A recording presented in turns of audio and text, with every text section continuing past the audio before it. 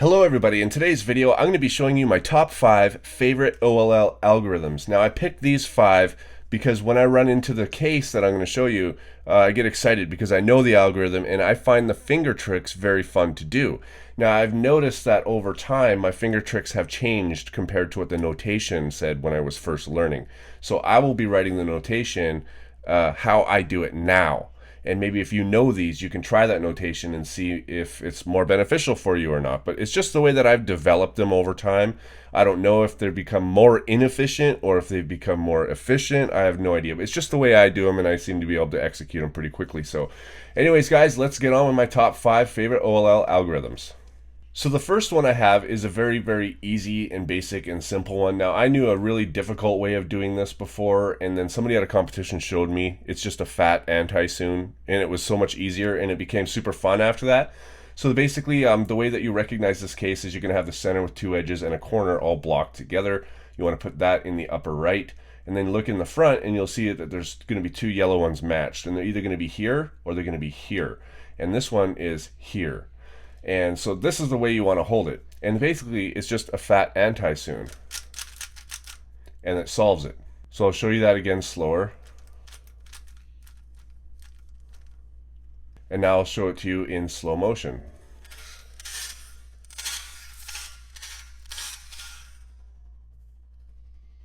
Anyways, guys, that is the first case. Let's get on with case number 2.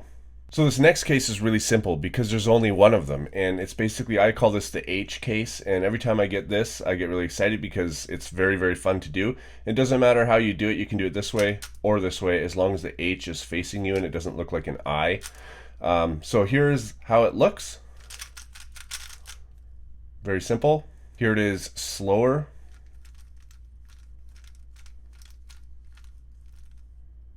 And here it is in slow motion.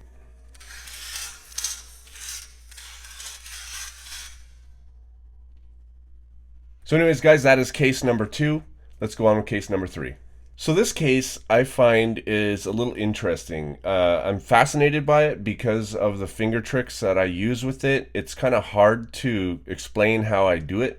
I'm not sure if it's the most efficient algorithm, but this is how you can recognize it. It's got this whole block, sort of like that first one did, but it's got this extra piece, and you want to kind of make it look like a D.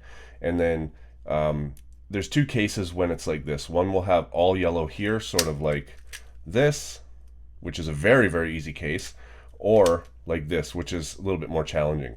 So this is how I do it. Here, I'll do it again slow.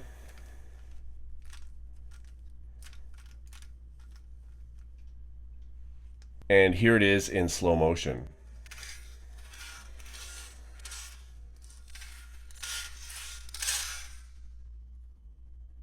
Alright guys, let's go on with case number 4. So this is another case that only has one of, so it's basically all 4 corners are done and the center. It looks like the number 5 on a dice, and then all of these edges are flipped. And it doesn't matter which way you hold this one, which is really nice. But it's a bit of a lengthy algorithm, but I find it really fun to do. And basically it looks like this. And that'll fix it. So here it is a little bit slower.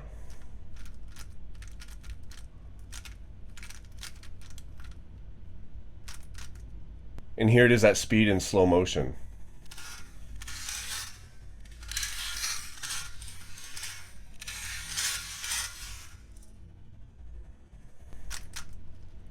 And that fixes it. So let's go on to the final case. So this case here, there's 2 types that you can have. It's basically a block and then a corner opposite from the block. And there's 2 types. And one sort of looks like this, which is a very, very easy case. It's part of a Y-perm. And then if you flip them back, this is how you want to hold it. So basically you want the single corner in the top left. And this is what the algorithm looks like. And here it is a little bit slower.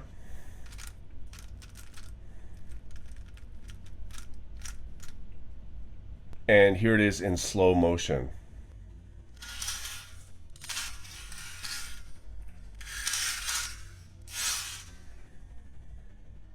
Now, I just want to quickly explain why I like this case in particular. It's because of the thumb movement you have to do down here to swing it back up. So you do this, and then with your thumb, you got to come down and bring it up and move it. And that whole action I really, really like. Whoop. Anyways, that is my top 5 favorite OLL algorithms. Feel free to pause the video at any point in time and read the notation and set them up and practice them if you want, if you don't already know them. But anyways, guys, that is my favorite 5 OLL algorithms, and I will update this in about a week with my favorite 5 PLL algorithms. So thanks for watching, guys, and I'll see you on my next video.